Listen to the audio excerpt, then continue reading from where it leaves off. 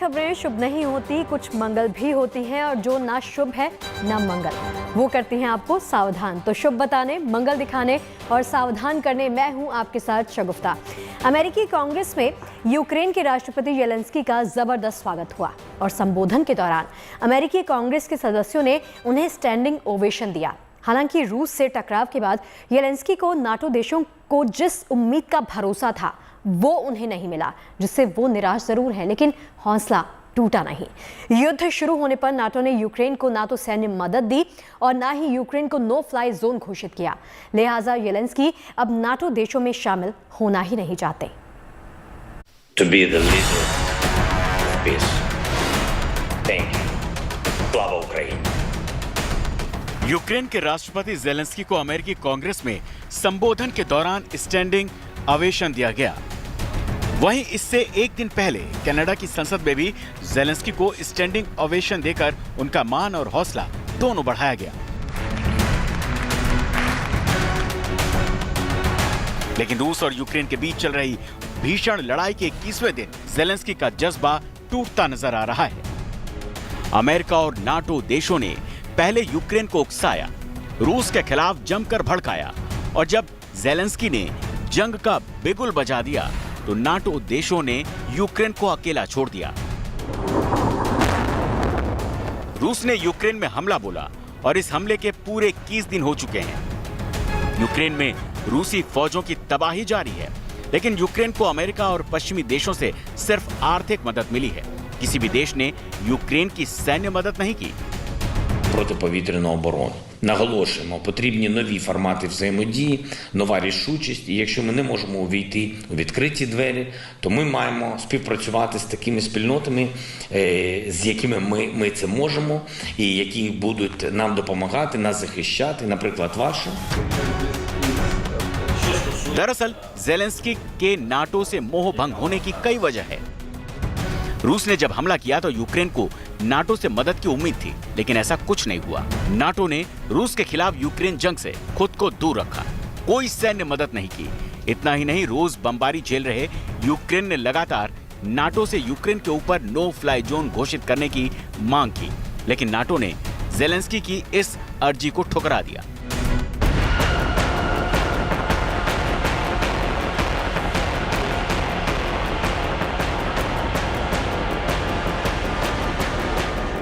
लेकिन इन सब के बीच मंगलवार को पोलैंड, चेक रिपब्लिक और स्लोवानिया के प्रधानमंत्री यूक्रेन की राजधानी कीव में जेलेंस्की से मुलाकात करके समर्थन जताया। उनका वहां आना एक बात दर्शाता है कि भाई हाँ, हम तीनों मुल्क जो हैं उनके नेबर्स हैं और इन तीनों मुल्कों में यहाँ से काफी सारे रिफ्यूजीज गए हैं। उन कंट्रीज की भी माली हालत कोई बहुत खराब, बहुत अच्छी नहीं है, तो उनको भी ये जो रिफ्यूजी क्राइसिस है इसका बड़ा खामियाजा भरना पड़ेगा बाद में। दूसरा चीज वो ये भी कह रहे हैं कि भाई यूरोपियन यूनियन में इसको शामिल किया जाए जल्दी। तो एक तरह से एश्योरेंस देने आए थे वो जेलेंस्की को। लेकिन सवाल है कि सिर्फ समर्थन से यूक्रेन का भला कैसे हो सकेगा, जबकि इस वक्त उसे सैन्य और आर्थिक मदद की जरूरत है। तो जिस तरह की हताशा है अभी प्रेसिडेंट जेलेंस्की की है और जिस तरह अकेलापन वो महसूस कर रहे हैं, कल ये पोलैंड के और चेक के उनके प्राइम मिनिस्टर ने कीव में विजिट किया, पर उसका कोई अर्थ नहीं बनता। देखिए, जब तक मटेरियल हेल्प नहीं आएगी, हथियार नहीं आएंगे, जहाज नहीं आएंगे, नए इक्विपमेंट नहीं आएंगे, किस तरह से यूक्रेन लड़ेगा। वहीं जेलेंस्की ने कनाडा की संसद में भावनात्मक भाषण देते हुए प्रधानमंत्री जस्टिन ट्रूडो से मदद की अपील की। हम जीना चाहते हैं, हमारा मकसद है शांति। हम आपके समर्थन के लिए आभारी हैं। कनाडा संसद में मौजूद लोग और नागरिकों का शुक्रिया करते हैं। यूक्रेन के लोगों की तरफ से जस्टिन को धन्यवाद देता हूं। मुझे विश्वास है कि हमारी एकजुटता से ही हम अपने दुश्मनों को हरा सकते हैं। यूक्रेन पर हमें गर्व है। समर्थन के लिए थैंक यू कनाडा।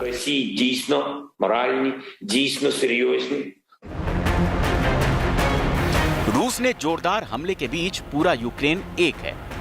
संकट के समय कई लाख लोगों ने पलायन किया, तो अलग अलग शहरों में अपने मुल्क के प्रति देश प्रेम भी अटूट दिख रहा है।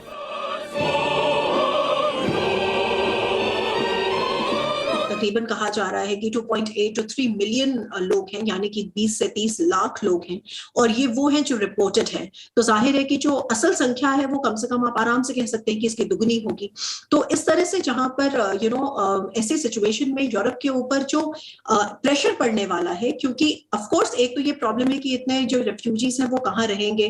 तो पोलैंड ने बहुत सारी वो करके रखी थी, प्रिपरेशन करके रखी थी, क्योंकि ये अटकल लगाई जा रही थी कि क्या रशिया इन्वेड कर सकता है। हालांकि अमेरिका और नाटो देशों से जरूरी मदद न मिलने के बावजूद भी ज़ेलेंस्की रूस से लोहा ले रहे हैं। यही वजह है कि कीव को फतह करने के लिए पुतिन को पूरा जोर लगाना पड़ रहा है। यूक्रेन के कीव से राजेश पवार के साथ गौरव सावंत, गुड न्यूज टुडे।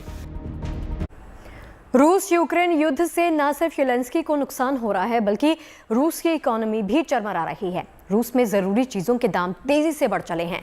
खाद्य तेल हो, चीनी हो, दूसरे ज़रूरी सामान हो, इनके दाम प्रतिबंधों के बाद से बढ़ते जा रहे हैं। पिछले 20 दिन में चीनी के दाम 20% तक बढ़ गए। अंतर्राष्ट्रीय पाबंदियों के चलते रूस में स्मार्टफोन्स और लैपटॉप्स की सप्लाई रुक जाने की वजह से इनके दाम 10% तक बढ़ गए, जबकि कई कंपनियों का सामान बिकना ही बंद हो चुका है और रूसी मुद्रा रूबल डॉलर के मुकाबले लगातार कमजोर होती जा रही है। वहीं आने वाले दिनों में ये परेशानी और भी बढ़ सकती है। ऐसे में सवाल यह है कि क्या रूस आर्थिक बदहाली की ओर बढ़ रहा है? सैंक्शंस लगी हैं वो बड़ी फंडामेंटल सैंक्शंस हैं। देखिए, उनको स्विफ्ट के सिस्टम से बाहर कर दिया गया, ज़्यादातर उनकी बैंक्स को उनका जो अपना 643 बिलियन डॉलर का जो फॉरेन एक्सचेंज रिजर्व्स है वो उनको एक्सेसिबल नहीं है, और उनका फ्लाइट्स नहीं जा पा रही हैं। उनका बाहर से बैंक हो, पर्सनल प्रॉपर्टीज हैं, पर्सनल वेल्थ है, काफ़ी सारे लीडर्स की भी और बिजनेसमैन की, मल्टीनेशनल कंपनीज वहाँ से छोड़ के जा रही हैं। तो इस चीज़ से ये तो सीधा है कि डायरेक्ट इम्पैक्ट जो है इकोनॉमी के ऊपर हो रहा है उनकी। बता दें, अमेरिका और यूरोपीय देशों की दुनिया के कारोबार में 40% हिस्सेदारी है। यही वजह है कि प्रतिबंध लगाए जाने के बाद से रूसी फैक्ट्रियों में कच्चा माल नहीं पहुंच रहा, जिससे रूस में कई जरूरी दवाओं की कमी हो रही है। वहीं रूस और यूक्रेन की जंग के बीच दुनिया भर में कच्चे तेल के दाम काफी बढ़ गए हैं और जर्मनी समेत कई यूरोपीय देश अभी भी तेल और गैस रूस से ही खरीद रहे हैं। लेकिन रूस की ओर से भारत को सस्ते में कच्चा तेल ऑफर किए जाने के बाद अमेरिका बौखला गया है। अमेरिका ने कहा है कि रूस से सस्ता तेल खरीदकर भारत को अमेरिकी प्रतिबंधों का उल्लंघन नहीं करना चाहिए। देखिए, भारत बहुत बड़ा देश है। हम क्या करेंगे, हमारे राष्ट्र हित में क्या है, हमको वो करना है। अमेरिका का विचार हो सकता है, वो उनको जो कहना है कहें। हमारे राष्ट्र हित में ये है कि अगर हम वहां से तेल लाते हैं, सस्ता लेते हैं, हमारे जरूरत है, हम लाएंगे। अभी मुझे लगता है हमको तेल दुनिया भर से उपलब्ध है, कोई समस्या नहीं है। लेकिन तेल के भंडारों में हम जाएंगे जब रूस के अपने मित्र नेटो के सदस्य वहां जा सकते हैं। जापान वहां से तेल खरीद रहा है और आज की तारीख में तो अमेरिका में भी थोड़ा बहुत तेल अभी भी जा रहा है वहां पे, और तमाम और देश तेल खरीद रहे हैं। तो फिर इसलिए इस तरह की बात अमेरिका की, उस पर हमें ज्यादा तवज्जो देने की जरूरत नहीं है। नैतिकता की बात अमेरिका कर रहा है, लेकिन नैतिकता का अंतर्राष्ट्रीय कूटनीति के अंदर बहुत ज्यादा स्कोप नहीं होता। बता दें, भारत अपनी जरूरत का करीब 80% तेल दूसरे देशों से आयात करता है। इनमें से 2 से 3% तेल का आयात रूस से होता है। लेकिन माना जा रहा है कि तेल की कीमतों पर नियंत्रण के लिए भारत सरकार रूस से सस्ती दरों पर कच्चे तेल के आयात को हरी झंडी दे सकती है। Bureau report, good news today. रूस और यूक्रेन के बीच में 21वें दिन भी युद्ध जारी है और रूसी सेना राजधानी कीव के मुहाने पर खड़ी है। तो वहीं इस जंग को रोकने के लिए दोनों देशों के बीच में 4 दौर की बातचीत भी हो चुकी है। हालांकि अभी तक कोई नतीजा तो निकला नहीं, लेकिन गुड न्यूज़ ये है कि यूक्रेन के राष्ट्रपति ज़ेलेंस्की के रुख में नरमी देखने को मिल रही है और कयास ये लगाए जा रहे हैं कि दोनों देशों के बीच में जल्द ही युद्ध विराम हो सकता है।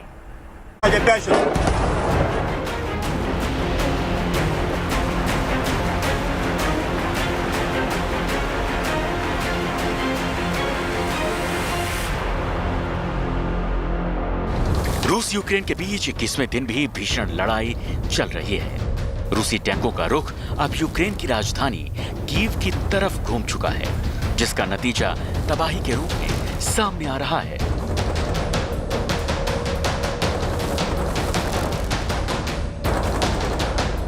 रूसी फौज कीव के बाहरी मोर्चे पर डटी है, तो वहीं यूक्रेन के राष्ट्रपति ज़ेलेंस्की भी कीव में जमे हैं, जहां रूस की कोशिश कीव पर जल्द कब्जे की है, तो वहीं ज़ेलेंस्की भी यूक्रेनी सेना की हौसला अफजाई कर रहे हैं।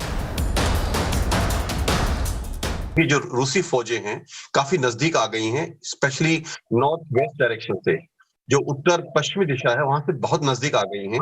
और सारी जो फौज है यहाँ की यूक्रेनियन आर्मी है, वो अभी शहर के बाहरी इलाके में डिप्लॉयड है, ताकि अंदर कोई सैबोटाज की एक्टिविटी ना हो। शहर के अंदर जो रूसी स्पेशल फोर्सेस के लोग हैं, उनके एजेंट्स हैं, कोई कार्रवाई ना कर दें।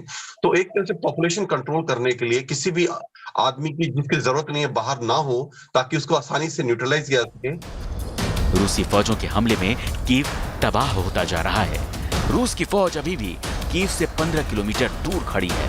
रूसी सेना के पास गोला बारूद सहित टैंक और लड़ाकू विमान है, जिन्हें रोक पाना यूक्रेन के लिए आसान नहीं है।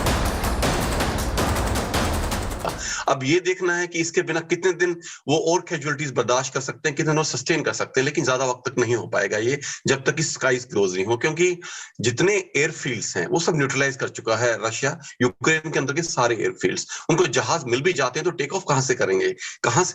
उनका एंटी एयरक्राफ्ट सिस्टम्स जो है, एयर डिफेंस है, वो लगभग पहले दिन ही युद्ध में उन्होंने लगभग खत्म कर दिया था। तो सिंगर मिसाइल जरूर है, पर उनकी इफेक्टिवनेस हेलीकॉप्टर से अगेंस्ट बहुत अच्छी है। जहाजों पर कितनी होगी अभी देखने वाली बात है। मंगलवार को कीव में रूस ने जबरदस्त गोलाबारी की, जिसमें 5 लोगों की मौत हो गई और कई इमारतें तबाह हुई। लोगों को जान बचाने के लिए यहां से भागना पड़ा। पूरा अपार्टमेंट ब्लॉक तबाह कर दिया है मिसाइल ने। एक गलती को हम मान सकते हैं कि एक गलती से हो सकता है कि मिसाइल मिस फायर कर गई हो, टारगेट को मिस कर गई हो, लेकिन 2 लगातार ये, और तीसरा जो बम कल गिरा था वो भी एक सड़क के बीच में गिरा। दोनों तरफ रिहायशी इलाके हैं, तो कहीं ना कहीं इस लड़ाई में ये एक बदलाव देखने को मिल रहा है। कारण क्या है इसका? देखिए, हो सकता है कि वो डेलिबरेटली टारगेट कर रहे हो सकता है, लेकिन ये भी हो सकता है कि उनमें उनको कोई इंटेलिजेंस मिली हो कि इस तरह के मिलिट्री या मिलिशिया के लोग उसमें रह रहे हैं, उनको वहां रखा गया है या कोई इक्विपमेंट रखा गया है। ये भी एक कारण हो सकता है। लेकिन कल जो मैंने देखा ये अकादमियों में, वहां तो सिर्फ एक घर ही घर है और कुछ भी नहीं है। तो या तो ये मिस्टेक है या फिर कोई चेंज ऑफ स्ट्रेटेजी है। रूस के हमले में यूक्रेन को लगातार तबाह होता जा रहा है। बड़ी संख्या में लोगों की जानें गई हैं, सैनिक भी मारे जा रहे हैं। रूसी हमले में कीव ही नहीं, मारियुपोल को भी भारी नुकसान हुआ है। यहाँ रूसी फौजों की बमबारी में 2500 से ज्यादा लोगों ने जान गंवाई है। यह आंकड़ा ज़ेलेंस्की के एडवाइजर ओलेस्की एरेस्टोविच ने दिया है। अधिकारियों के मुताबिक मारियुपोल में करीब 3.5 लाख लोग फंसे हुए हैं। वो बिजली, पानी और दवा जैसी जरूरी चीजों के बिना जीने को मजबूर है। अमेरिका और इंग्लैंड, खासकर अमेरिका, यूएस एंड यूके, ये 2 देश बहुत कोशिश की इन्होंने, मतलब बहुत बयानबाजी हुई है वहां से, हर किसी को इन्होंने सैंक्शन करने की कोशिश की है बनिस्बत के यूरोप में इतना ज्यादा उन्होंने एग्रेसिव और इतना एक्सट्रीम एटीट्यूड नहीं रखा है compare to US and UK. लेकिन देखिए, ये सैंक्शंस बढ़ाते रहेंगे, ये इकोनॉमिक सैंक्शंस और नए लगाते रहेंगे, इससे रूस रुकने वाला नहीं है, ना ये युद्ध रुकने वाला है। युद्ध रुकेगा तो सिर्फ बातचीत से रुकेगा, या उस हालात में जब यूक्रेन बिल्कुल ही हाथ खड़े कर देगा कि उनके पास कोई चारा नहीं है। देखिए, जब कल कांग्रेस को एड्रेस किया है ज़ेलेंस्की ने वर्चुअली, उन्होंने फिर वही डिमांड रखी है, उनको अपील की है, उनकी भावनाओं को से अपील करने की कोशिश की है कि आप यूक्रेन के ऊपर नो फ्लाई जोन एनफोर्स करें, यूक्रेन का स्पेस क्लोज करें किसी भी एयरक्राफ्ट या मिसाइल के लिए। लेकिन इसमें कुछ होने वाला नहीं है। ये उनकी वो है कि लास्ट डेस्परेट अटेम्प्ट थी। देखिए, उसके बिना यूक्रेन युद्ध को कंटिन्यू नहीं कर पाएगा। यूक्रेन पर रूसी हमले के बाद हालात ये हो गए हैं कि यूरोप में शरणार्थियों की बाढ़ आ गई है। यूनिसेफ की एक रिपोर्ट के मुताबिक यूक्रेन में जंग की शुरुआत से अब तक कुल 30 लाख लोग पलायन कर चुके हैं। यूक्रेन से पलायन करके लोग अपने पड़ोसी देशों में शरण ले रहे हैं। एक और हार्ट रेंडिंग कहानी, हम पोलैंड पहुंचे हैं अभी, और बस स्टैंड में हम क्या देखते हैं कि पोलैंड के लोग यहाँ पर प्रैम्स और कपड़े बच्चों के लिए और यूक्रेनियन विमेन के लिए छोड़ रहे हैं। जो यूक्रेन से औरतें और बच्चे आ रहे हैं वो प्रैम्स लेके नहीं आते हैं, तो अगर तकलीफ़ ना हो इसलिए उन्होंने ये प्रैम्स और कपड़े डोनेट कर दिए हैं, कंबल्स डोनेट किए हैं, ताकि जो भी बस स्टैंड में आए यूक्रेन से उनको तकलीफ़ ना हो। बता दें कि रूस कीव पर हमले के लिए अपने टैंक और मिसाइल का इस्तेमाल कर रहा है। हालांकि रूसी फौज अब भी यूक्रेन की राजधानी कीव से बाहर ही है, लेकिन एक बात तो तय है कि रूस कीव पर कब्जे की आखिरी लड़ाई का मन बना चुका है। यूक्रेन के कीव से राजेश पवार के साथ गौरव सावंत, गुड न्यूज टुडे। तो उम्मीद यही कि आप सभी का दिन शुभ रहा। कल की मंगल कामना के लिए आप सभी को रहना है सावधान भी। अपना बहुत ख्याल रखिए और बाकी खबरों के लिए आप देखते रहिए गुड न्यूज टुडे। नमस्कार।